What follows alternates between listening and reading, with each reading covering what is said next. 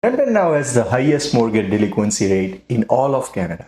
Think about that for a second. Not Toronto, not Vancouver, Brampton.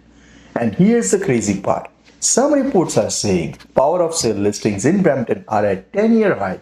Homes that people bought during the boom are now being sold by the bank.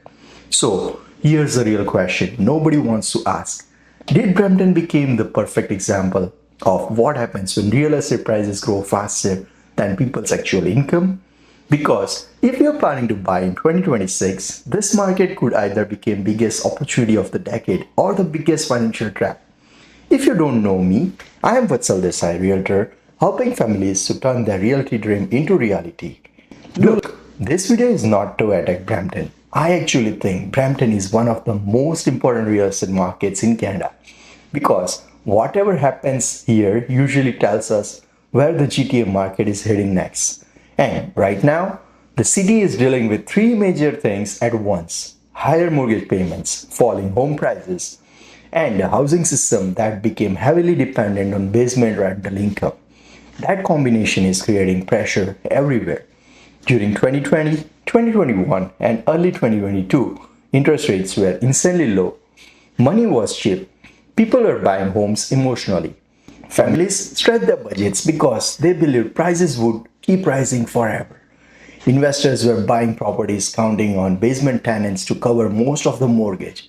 And in Brampton specifically, a lot of homes were being valued not just as home, but almost like an income producing machine. You had situations where people were buying detached homes expecting the upstairs rents, the basement rent, sometimes even multiple tenants to carry the property.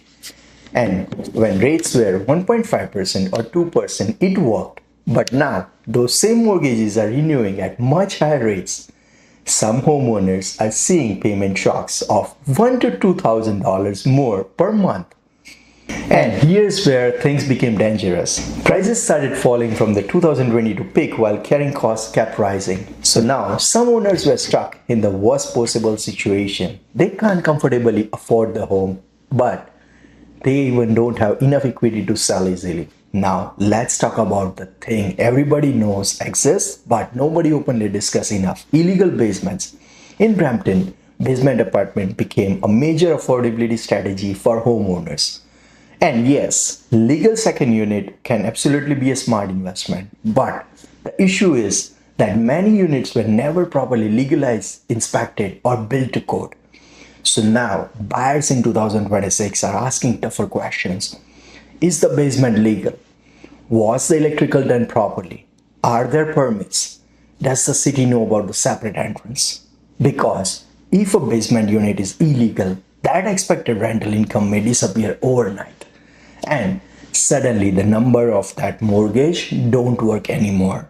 That's one of the reasons why investors and buyers are becoming way more cautious in Brampton compared to the frenzy years. And this pressure is now showing up in the market. Report shows Brampton leading the GTA in power of sale activity. One report showed 43 forced sale in 2025 compared to 5 during the 2022 boom. That is a massive change.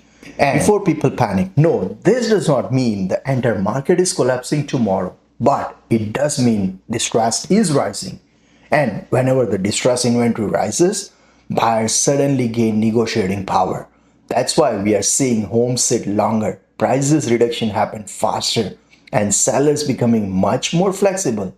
If you're buying in Brampton in 2026, here's my advice. Do not buy based on what the seller paid in 2021. Buy based on today's number.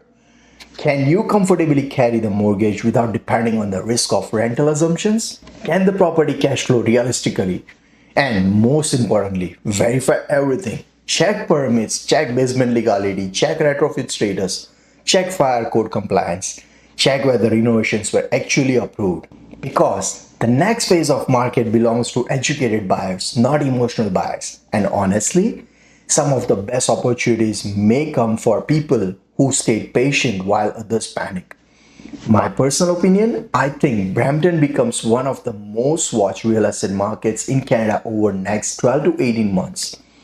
If rate continues easing slowly, the market could stabilize. But if unemployment rises or more mortgage renewal hits struggling homeowners, we could see even more distressed inventory.